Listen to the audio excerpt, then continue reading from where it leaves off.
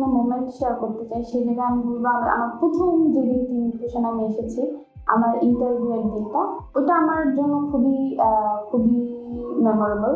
কারণ তখন আমি একটা একদমই ডিফারেন্ট একটা ওয়ার্ল্ডে যে আমার এন্ট্রি হচ্ছে, এটা আসলে আমি ওদিন বুঝি নাই প্রথমে। তো আমি অ্যাজ ইউজুয়াল এসেছি টিম ইনক্লুশনে, এসে মিটিং রুমে ওয়েট করছি, ইন্টারভিউ হবে। দেখছি সব জায়গায় খুব ক্যামেরা সেট আপ হচ্ছে, এফজিবি হবে। তো নর্মালি আমরা ইন্টারভিউ কেমন দিই, একটা রুমে 3-4 জন থাকে, আমাদেরকে কোয়েশ্চেন করে, আমরা আনসার করি, ইন্টারভিউ শেষ। কিন্তু এখানে ইন্টারভিউ দিতে এসে আমি পুরো অর্ধেক দিন পর্যন্ত বুঝতে পারছিলাম না যে আমার ইভ্যালুয়েশনটা কিভাবে হচ্ছে। সেখানে একটা এফজিবি হচ্ছে এবং আমরা সেখানে পার্টিসিপেট করেছি, নোট নিয়েছি। এরপর আমরা সবাই একসাথে খাওয়া দাওয়া করেছি। তখনও আমি জানি না যে আসলে ইন্টারভিউটা কখন হবে বা কোন দিক দিয়ে হচ্ছে, কিভাবে হচ্ছে।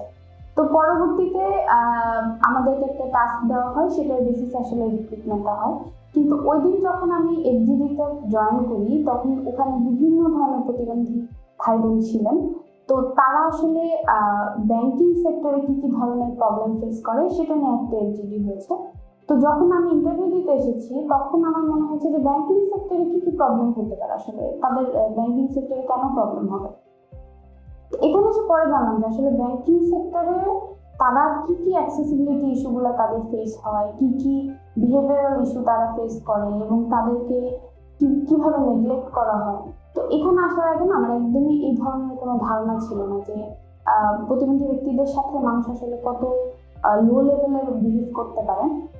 আমার কাছে সবসময় মনে হচ্ছে যে কেন করবে, এটা তো আসলে মানুষ এত খারাপ কিভাবে হবে, মানুষ একজনকে এভাবে লো করে কিভাবে কথা বলতে পারে। কিন্তু এখানে আসার পরে কিছু কিছু জিনিস যেগুলো আমি হয়তো আমার আশেপাশেই হয়েছে, আমি কখনো নোটিস করিনি, যেটা এখন আমার হয়তো কানে লাগে, চোখে লাগে।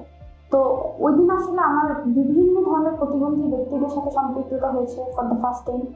তো আমি না আসলে এটা আমার ভিতরে খুবই ইম্প্যাক্ট ফেলেছে এবং টিম ইনক্লুশনের প্রতি আমার তখন থেকে একটা পজিটিভ ধারণা বলেন বা একটা কিউরিয়াসিটি বলেন, তখন এই ডিসেবিলিটি ইনক্লুশন নিয়ে আমার খুবই ইন্টারেস্ট ফিল হতে থাকলো এবং আমার মনে হয়েছে তখন যে আমি এখানে কাজ করতে পারলে আমি আসলে একটা নতুন ওয়ার্ল্ড এক্সপ্লোর করতে পারবো।